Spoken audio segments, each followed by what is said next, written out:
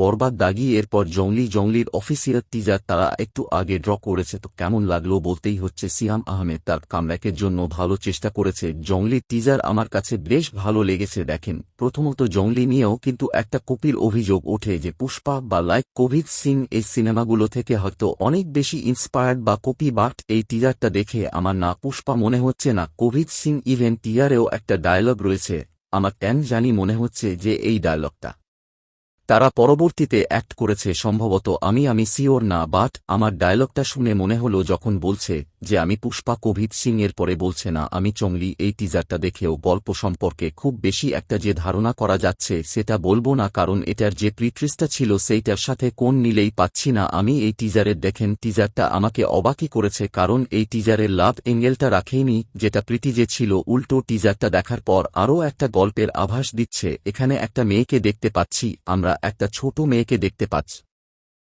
সে সেই সিয়াম আহমেদের ক্যারেক্টারটাকে জংলিকে বলছে তোমাকে আমার ভালো লেগেছে, বাট সিয়াম আহমেদের ক্যারেক্টারটা সেই জংলি ক্যারেক্টারটা সেই কথাগুলো শুনে তাকে মারতে যাচ্ছে, তাকে বের করে দিচ্ছে, তাকে পাত্তা দিচ্ছে না। বাট পরবর্তীতে আমরা তার কাছ থেকে আরও একটা ডায়লগ শুনি যে সে সবার জন্য জংলি নয়। সো এখানে জংলির ক্যারেক্টারটাও কিন্তু কিছুটা ভায়োলেন্ট, কিছুটা হিংস্র, এইরকমই হতে যাচ্ছে। ওভারঅল টিজারের কালার গেটিং, সিনেমাটোগ্রাফি দেখেন, এই সিনেমার বাজেট তো আর 1 কোটি না। শো তারা যে বাজেটে যতটুক করেছে সেটা যথেষ্ট ভালো। টিজারের জাস্ট একটা সিনে আমরা বুবলিকে দেখতে পাচ্ছি, বাট তার কোন ডায়লগ রাখা হয়নি, এক্সট্রা কোন সিন রাখা হয়নি। বলতে গেলে এই টিজারটা হচ্ছে সিয়াময়, এবং এই টিজারটা থিঙ্ক শুধুমাত্র সেই জংলি ক্যারেক্টারটার সাথে এই বাচ্চা মেয়েটার জাস্ট একটা ইন্ট্রোডিউস। এরপর যেটা ভালো লাগেনি, যদি এই ভিডিওটা এই ফিল্ম রিলেটেড কেউ দেখে থাকেন আমি বলবো যে ভাই, যেটা আমার কাছে মনে হচ্ছে যে এখানে যে বিজিএমটা ব্যবহার করা, আপনারা যদি এটা হেডফোন দিয়ে শুনেন বা একটু লাউডে শুনেন তাহলে বুঝতে পারবেন যখন অ্যাকশন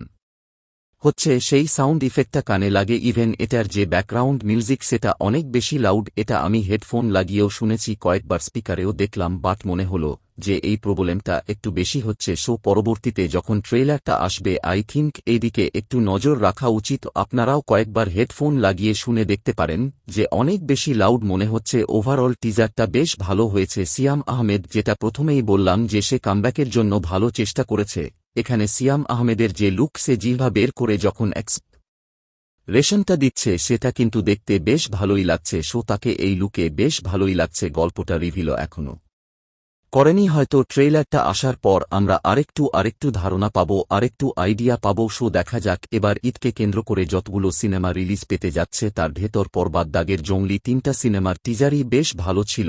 এই 3টা সিনেমার প্রমোশন দেখার অপেক্ষা, এই 3টা সিনেমার নেক্সট কন্টেন্টগুলো দেখার অপেক্ষা এবং ট্রেইলার দেখার অপেক্ষা। তো আপনাদের কাছে কেমন লেগেছে জংলো?